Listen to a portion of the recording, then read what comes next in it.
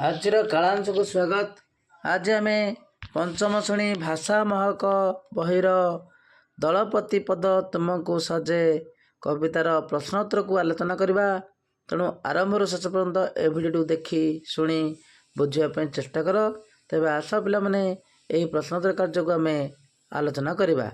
ଆସ କଥା ହେବା। 1 ନମ୍ବର, କପୋତମାନଙ୍କର କେଉଁ ବିଶେଷ ଗୁଣ ଗୁଡ଼ିକ ତୁମକୁ ଭଲ ଲାଗିଲା? ତାର ଉତ୍ତରରେ ଆମେ ଲେଖିବା କପୋତ ରାଜାଙ୍କର ଏକତା, ବନ୍ଧୁତା, ଦଳପତି ପଣିଆ, ତ୍ୟାଗ, ଆଦର୍ଶ ଗୁଣ ସହିତ ଆଶ୍ରିତମାନଙ୍କ ପ୍ରତି ମିତ୍ରଙ୍କର ଆଦର୍ଶ ଆଚରଣ, ଆଶ୍ରିତମାନଙ୍କ ପାଇଁ ଜୀବନ ଦେବା ବହୁତ ଭଲ ଲାଗିଲା। 2 ନମ୍ବର, ହିରଣ୍ୟକ କପୋତ ରାଜାଙ୍କୁ ପ୍ରଥମେ ବନ୍ଧନମୁକ୍ତ କରିବାକୁ ଚାହିଁଥିଲେ, କିନ୍ତୁ କପୋତ ରାଜା ମନା କରିବାର କାରଣ କ'ଣ? ଏହାର ଉତ୍ତର ଲେଖିବା ଆଶ୍ରିତମାନଙ୍କୁ ରକ୍ଷା କରିବା ପାଇଁ ପ୍ରଥମ କର୍ତ୍ତବ୍ୟ ହୋଇଥିବାରୁ କପୋତ ରାଜା ପ୍ରଥମେ ବନ୍ଧନରୁ ମୁକ୍ତ ହେବାକୁ ଚାହିଁଲେ ନାହିଁ। କେଉଁ ସବୁ ଭଲ ଗୁଣ ଗୁଡ଼ିକୁ ନିରନ୍ତର ଅଭ୍ୟାସ କରି ତୁମେ ନିଜକୁ ଅଧିକ କୁଶଳୀ କରିପାରିବ? ଏହାର ଉତ୍ତର ଲେଖିବା ସତ୍ୟବାଦିତା, ସାହସିକତା, ଦୟାଳୁ, ଶୃଙ୍ଖଳାପରାୟଣ ହେବା ଆବଶ୍ୟକ। ସମସ୍ତଙ୍କୁ ସମାନ ଭାବରେ ଦେଖିବା ସହିତ ସମସ୍ୟାର ସମାଧାନ କରିବା ଇତ୍ୟାଦି ଗୁଣଗୁଡ଼ିକୁ ଅଭ୍ୟାସ କଲେ ଅଧିକ କୁଶଳୀ କରିପାରିବ। 4 ନମ୍ବର, ଯଦି ହିରଣ୍ୟକ ନଥାନ୍ତେ ତେବେ କପୋତ ଦଳ ନିଜ ଜୀବନ ବଞ୍ଚାଇବା ପାଇଁ କ'ଣ କରିଥାନ୍ତେ? ଏହାର ଉତ୍ତର ଲେଖିବା ଯଦି ହିରଣ୍ୟକ ନଥାନ୍ତେ ତେବେ କପୋତ ରାଜା ନିଜ ଦଳର କପୋତମାନଙ୍କ ଜୀବନ ବଞ୍ଚାଇବା ପାଇଁ ଅନ୍ୟ କାହାରି ସାହାଯ୍ୟ ନେଇଥାନ୍ତେ। ପାଠରୁ ତଳେ କେତେକ ପ୍ରଶ୍ନ ଓ ଉତ୍ତର ଦିଆଯାଇଛି।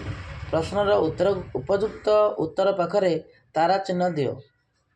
1 ନମ୍ବର, କେଉଁ ସ୍ଥାନରେ ବାଣୁଆ ଜାଲ ଟାଣିଥିଲା? ଆକାଶରେ, ପାହାଡ଼ ଉପରେ, ଅଗଣାରେ, ଜଙ୍ଗଲରେ?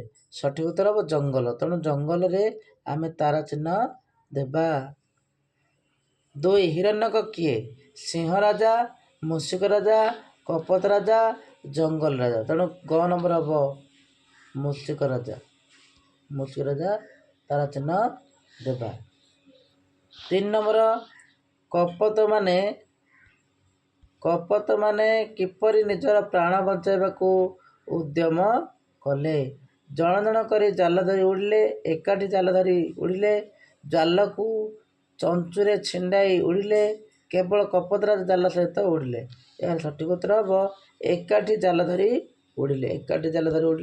ସେଠାରେ ଆମେ ତାରା ଚିହ୍ନ ଦେବା।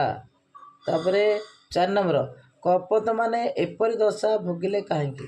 ମୁଗ କଣିକା ଲୋଭରେ, ବିରି କଣିକା ଲୋଭରେ, ଧାନ କଣିକା ଲୋଭରେ, ଖୁଦ କଣିକା ଲୋଭରେ?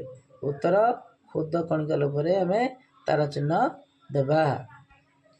ଚିନ୍ତା କରି ଲେଖ। ତଳ ପ୍ରଶ୍ନଗୁଡ଼ିକ ଉତ୍ତର ଲେଖ। ଯଦି କପୋତମାନେ ଏକମନ ହୋଇ ନଥାନ୍ତେ ତେବେ କ'ଣ ହୋଇଥାନ୍ତା? ଏହାର ଉତ୍ତର ଲେଖିବା ଯଦି କପୋତମାନେ ଏକମନ ହୋଇ ନଥାନ୍ତେ ତେବେ ଶିକାରୀ ସହଜରେ ସେମାନଙ୍କୁ ଧରି ପକାଇଥାନ୍ତା। 2, ଶିକାରୀ ଜାଲ ବିଛାଇଥିଲା କାହିଁକି? ଶିକାରୀ କପୋତମାନଙ୍କୁ ଶିକାର କରିବା ପାଇଁ ଜାଲ ବିଛାଇଥିଲା। 3, ଯଦି କପୋତମାନେ ଜାଲରୁ ମୁକ୍ତ ହୋଇ ନଥାନ୍ତେ ତାହେଲେ କି ଅସୁବିଧା ହୋଇଥାନ୍ତା? ଯଦି କପୋତମାନେ ଜାଲରୁ ମୁକ୍ତ ହୋଇ ନଥାନ୍ତେ ତାହେଲେ ସେମାନେ ସମସ୍ତେ ମୃତ୍ୟୁ ମୁଖରେ ପଡ଼ିଥାନ୍ତେ। 4, ହିରଣ୍ୟକ ପରି ଜଣେ ଉପକାରୀ ବନ୍ଧୁ ହେବା ପାଇଁ ତୁମେ କ'ଣ କରିବ? ହିରଣ୍ୟକ ପରି ଜଣେ ଉପକାରୀ ବନ୍ଧୁ ହେବା ପାଇଁ ଯେକୌଣସି ପରିସ୍ଥିତିରେ ଥିଲେ ମଧ୍ୟ ସବୁ ପ୍ରକାର କଷ୍ଟ ସ୍ୱୀକାର କରି ସର୍ବଦା ବନ୍ଧୁଙ୍କୁ ସାହାଯ୍ୟ କରିବା ପାଇଁ ଚେଷ୍ଟା କରିବି। ତାପରେ ଅନୁମାନ ଓ କଳ୍ପନାରୁ 1 ନମ୍ବର, ଯଦି ହିରଣ୍ୟକ କପୋତମାନଙ୍କ ଡାକ ଶୁଣି ନଥାନ୍ତେ ତେବେ କ'ଣ ହୋଇଥାନ୍ତା? ଉତ୍ତର ଲେଖିବା ଯଦି ହିରଣ୍ୟକ କପୋତମାନଙ୍କର ଡାକ ଶୁଣି ନଥାନ୍ତେ ତେବେ କପୋତମାନେ ଜାଲରୁ ମୁକୁଳି ପାରି ନଥାନ୍ତେ। 2 ନମ୍ବର, ତୁମେ କପୋତମାନଙ୍କ ସ୍ଥାନରେ ଥିଲେ କ'ଣ କରିଥାନ୍ତ? ଏହାର ଉତ୍ତର ଲେଖିବା ମୁଁ କପୋତ ରାଜାଙ୍କ ସ୍ଥାନରେ ଥିଲେ କୌଣସି ବ୍ୟକ୍ତିର ସାହାଯ୍ୟ ନେଇ ସମସ୍ତଙ୍କୁ ମୁକ୍ତ କରିବା ପାଇଁ ଚେଷ୍ଟା କରିଥାନ୍ତି। ଏକତାର ବଳ ପଣିଆକୁ ଆଦରି ନେଇଥାନ୍ତି। 3 ନମ୍ବର, ଯଦି ଦଳପତି ଅନ୍ୟ ସାଥୀମାନଙ୍କ କଥା ଭାବିନଥାନ୍ତେ ତେବେ କ'ଣ ଅସୁବିଧା ହୋଇଥାନ୍ତା? ନିଜେ ମୁକୁଳି ନିଜର ସ୍ୱାର୍ଥପର ପଣିଆ ଦର୍ଶାଇଥାନ୍ତେ। ଅନ୍ୟ କପଟମାନେ ମୃତ୍ୟୁମୁଖରେ ପଡ଼ିଥାନ୍ତେ। 4, ଯଦି ତୁମେ ହିରଣ୍ୟକ କପଟରାଜାଙ୍କୁ କୌଣସି ସ୍ଥାନରେ ଭେଟ ତେବେ ତାଙ୍କ ସହିତ କ'ଣ କଥା ହେବ? ତାର ଉତ୍ତର ଲେଖିବା। ଯଦି ହିରଣ୍ୟକ ଓ କପଟରାଜାଙ୍କୁ କୌଣସି ସ୍ଥାନରେ ଭେଟ ହୁଏ ତାହେଲେ ତାଙ୍କୁ କହିବି, ଏହି ଗଳ୍ପ ଭଳି ଯେକୌଣସି ପରିସ୍ଥିତିରେ ଥିଲେ ମଧ୍ୟ କଷ୍ଟ ସ୍ୱୀକାର କରି ସର୍ବଦା ବନ୍ଧୁଙ୍କୁ ସାହାଯ୍ୟ କରୁଥିବ। ହିରଣ୍ୟକଙ୍କୁ ଧନ୍ୟବାଦ ଦେବା ସହିତ କପଟରାଜାଙ୍କ ତ୍ୟାଗ, ଆଦର୍ଶ, ନିଃସ୍ୱାର୍ଥପରତା ପାଇଁ ସାଧୁବାଦ ଜଣାଇଥାନ୍ତି। ତାପରେ ଭାଷାର କଥା, ଏଠି ଲେଖା ହେଇଛି ଭାଷାର କଥା। କବିତାରୁ କିଛି ପଦ୍ୟାଂଶ ତଳେ ଦିଆଯାଇଛି। ରେଖାଙ୍କିତ ଶବ୍ଦ ଦୁଇଟିକୁ ଲକ୍ଷ୍ୟ କର। ଶୁଣି ଏଇ ଡାକ ମୂଷିକ ରାଜା, ବାହାରକୁ ଆସି ହୋଇଲେ ଉଭା, ଦଳବଳ ସହ କପଟ ରାଜା, ଦଶା ଦେଖି ଶେତ ହୋଇଲେ କାବା।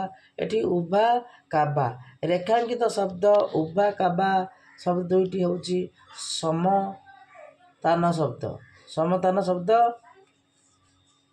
2 ନମ୍ବର, ଏହି କବିତାରୁ ଏହିଭଳି ସମତାନ ବିଶିଷ୍ଟ ନୂଆ ଶବ୍ଦକୁ ବାଛି ଲେଖ। ଏହି କବିତାରେ ସମତାନ ଥିବା ଶବ୍ଦଗୁଡ଼ିକୁ ଲେଖିବା।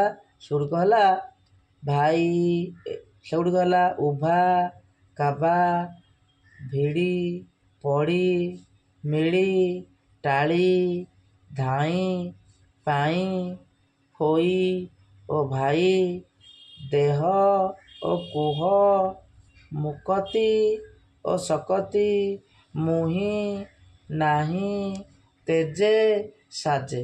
ଏସବୁ ଗୁଡ଼ିକ ସମତାନ ବିଶିଷ୍ଟ ଶବ୍ଦ।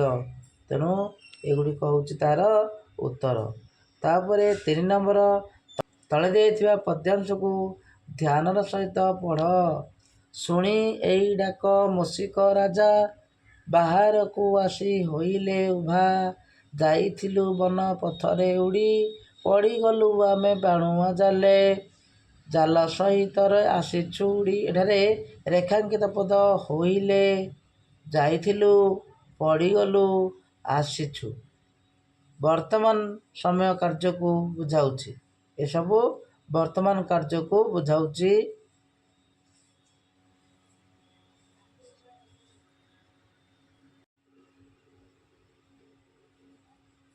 4 ନମ୍ବର, ଏବେ ଆସ। ଏବେ ଆସ ନିମ୍ନଲିଖିତ କ୍ରିୟାଗୁଡ଼ିକର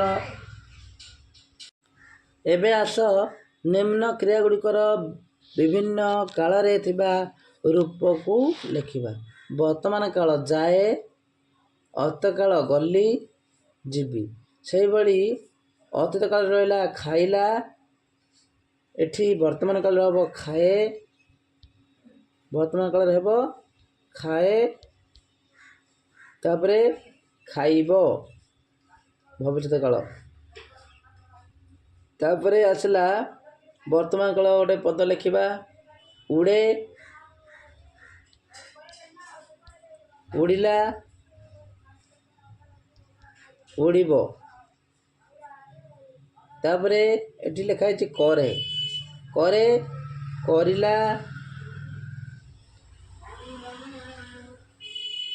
କରିବ।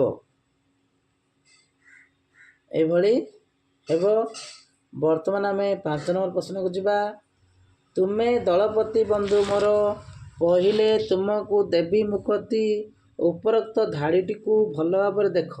ଏଠାରେ ରେଖାଙ୍କିତ ଶବ୍ଦ ଦୁଇଟି ମୂଷିକ ରାଜାଙ୍କ ବଦଳରେ ଲେଖାଯାଇଛି। ଏହାକୁ ବିଶେଷ୍ୟ ପଦ କୁହାଯାଏ। ମୂଷିକ ରାଜ ଓ କପଟରାଜ ଶବ୍ଦ ଦୁଇଟି ନାମବାଚକ ବିଶେଷ୍ୟ। ଏହି ବିଶେଷ ପଦ ବଦଳରେ ଯାହା ବ୍ୟବହୃତ ହୁଏ ତାହା ସର୍ବନାମ ପଦ।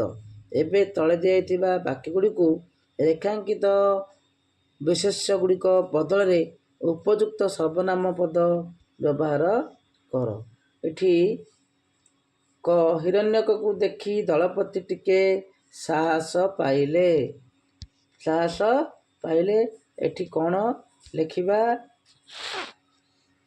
ହିରଣ୍ୟକ, ତାକୁ ଦେଖି ସେ ଟିକେ ସାହସ ପାଇଲେ। ହିରଣ୍ୟକ ଜାଗାରେ ଆମେ ତାକୁ ଲେଖିବା, ତାକୁ ଦେଖି ସେ ଟିକେ ସାହସ ପାଇଲେ। ଖ ନମ୍ବର, ଶିକାରୀର ଜାଲରେ କପୋତମାନେ ପଡ଼ିଗଲେ। ଏହାର ଉତ୍ତର ହେବ ତାହାର ଜାଲରେ ଏମାନେ ପଡ଼ିଗଲେ। କପୋତମାନ ଜାଗାରେ ଏମାନେ ଲେଖିବା। କପୋତମାନଙ୍କର ଆନନ୍ଦ କହିଲେ ନ ସରେ।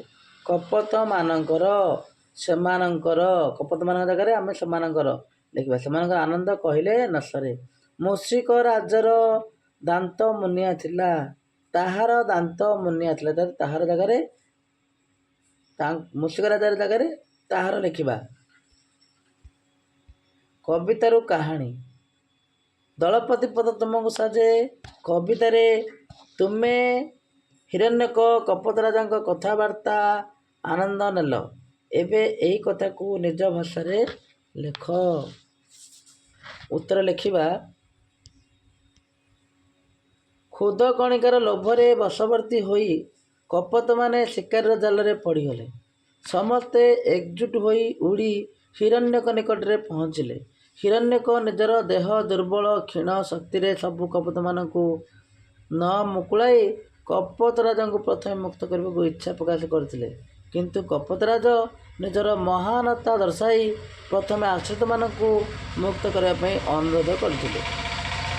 2 ନମ୍ବର, ଏହି କବିତାର ଶେଷରେ କପୋତମାନଙ୍କୁ ଜାଲରୁ ମୂଷିକ ରାଜା ମୁକ୍ତ କରିବା ପରେ କ'ଣ ହୋଇଥିବ? ତୁମେ ନିଜେ ଏହାର ଶେଷ ଭାଗକୁ ବଦଳାଇ ଭିନ୍ନ ଭିନ୍ନ ପ୍ରକାରରେ ଲେଖ। ଯେପରିକି ଉତ୍ତର ଲେଖିବା। ପ୍ରାଣ ବିକଳରେ କପୋତମାନେ ଏକତ୍ରିତ ହୋଇ ଜାଲ ସହ ହିରଣ୍ୟକର ସାହାଯ୍ୟ ଲୋଡ଼ିଲେ। ହିରଣ୍ୟକ ଓ କପୋତରାଜଙ୍କ କଥୋପକଥନରେ ଶିକାରୀର ମନରେ କରୁଣତା ଭରି ଯାଇଥିଲା। ସେ ନିଜେ ଜାଲକୁ କାଟି ଜଣଜ କରି ମୁକ୍ତ କରିଥିଲା। ଏଥିରେ ସମସ୍ତେ କପୋତ ଶିକାରୀକୁ ସାଧୁବାଦ ଜଣାଇଥିଲେ।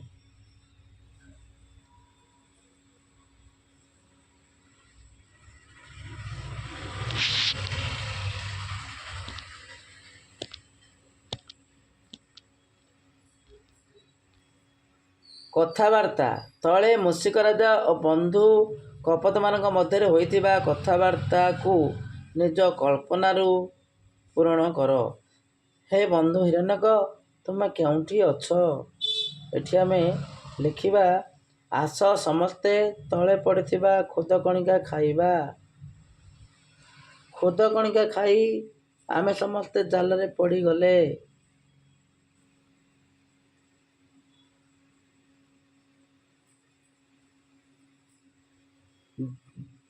ଚାଲ ସମସ୍ତେ ଏକାଠି ମିଶି ଉଡ଼ିଯିବା।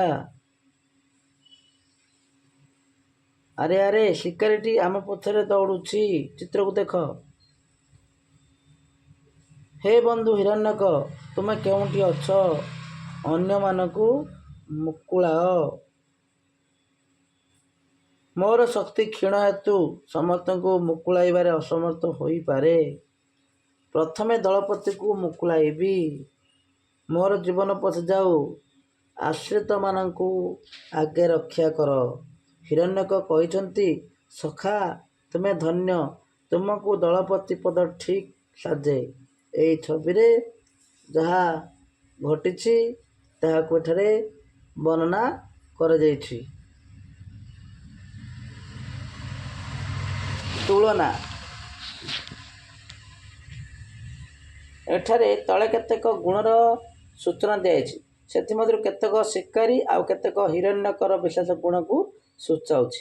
ଏବେ ସେମାନଙ୍କର ନାମ ତଳେ ଟିକ୍ ଚିହ୍ନ କିମ୍ବା ଛକି ଚିହ୍ନ ଦେଇ ଦର୍ଶାଅ। ପରୋପକାରୀ। ଶିକାରୀ ପରୋପକାରୀ ଥିଲା କି? ଶିକାରୀ ପରୋପକାରୀ ନଥିଲା। ଯଦି ପରୋପକାରୀ ଥାନ୍ତା ତାହେଲେ ସେ ଜାଲ ପକାଇ ନଥାନ୍ତା। ହିରଣ୍ୟକ, ମୂଷିକ ରାଜା, ତୋର ପରୋପକାରୀ ଥିଲା? ଠିକ୍, ପରୋପକାରୀ ଥିଲା। ବୁଦ୍ଧିମାନ। ବୁଦ୍ଧିମାନ ଥିଲେ କି? ଶିକାରୀ ବୁଦ୍ଧିମାନ ଥିଲା କି? ନାହିଁ। ହିରଣ୍ୟକ, ମୂଷିକ ରାଜା? ଠିକ୍। ଶକ୍ତିଶାଳୀ।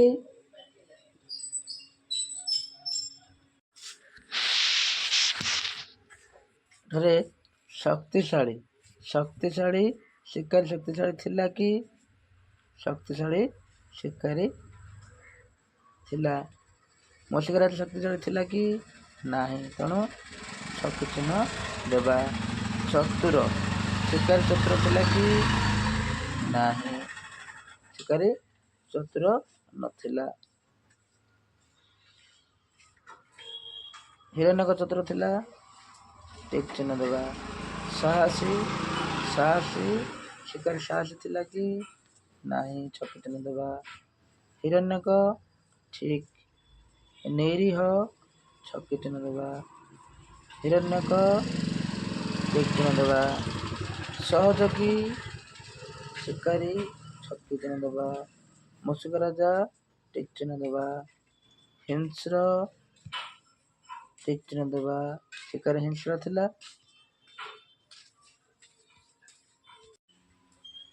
ବର୍ତ୍ତମାନ ଏହି ପାଠର ପ୍ରଶ୍ନୋତ୍ତର କାର୍ଯ୍ୟ ଶେଷ ହୋଇଛି। ପରବର୍ତ୍ତୀ କ୍ଲାସରେ ପୁଣି ଅନ୍ୟ ଏକ ପାଠକୁ ଆମେ ଆଲୋଚନା କରିବା। ବର୍ତ୍ତମାନ ପାଇଁ ବିଦାୟ ନେଉଛି। ଯଦି ଭିଡ଼ିଓଟି ଭଲ ଲାଗିଛି ତାହେଲେ ଲାଇକ୍ କରିବେ ଏବଂ ସାଙ୍ଗମାନଙ୍କ ସହିତ ସେୟାର କରିବ ଏବଂ ଯେଉଁମାନେ ଆମ ଚ୍ୟାନେଲ ପାଇଁ ପ୍ରଥମ ଥର କରି ଦେଖୁଛନ୍ତି ତାହେଲେ ସବସ୍କ୍ରାଇବ୍ କରିନେବେ। ରହୁଛି। ଧନ୍ୟବାଦ।